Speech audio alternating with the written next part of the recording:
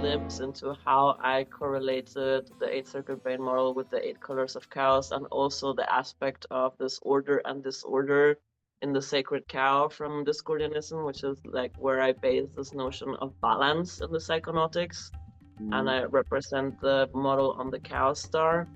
So the first circuits 1 to 4 represent the side of inner order, right? The structures that are built, our survival programming, and how we function in the world. Whereas the upper circuit 5 to circuit 8 are the side of disorder, when, like, you know, shocks come in and an influx of disorder and chaos comes into the system and brings the system into like roar, and then the order needs to reconfigure itself to maintain some form of balance and functionality in the world. So I think it's a lot about this like inner play of like inner order can be creative, right? If you have a good going psychological structure in your circuits 1 to 4, you're able to navigate the world and be creative and have fun and all good, you know, and you expand into higher experiences with a little bit of like creative disorder. And then you can have expansion and growth and evolution and intelligence increase. But if your inner structure gets your inner order gets destructive, which means like limiting beliefs, right? Or stuck patterns or loops that create dysfunctionality.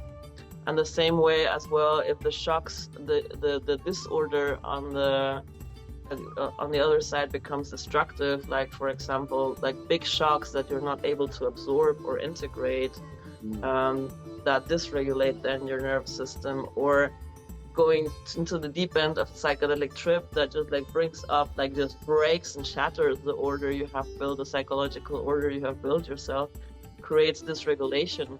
And this is where like integrated Antero Ali's shocks and balances into this like Discordian philosophy of order and disorder, of saying like, you know, neither order nor disorder is bad or good. Both have a creative and a destructive side, and it's just about like keeping that balance so you can remain on the creative side and can remain growing and increasing your intelligence.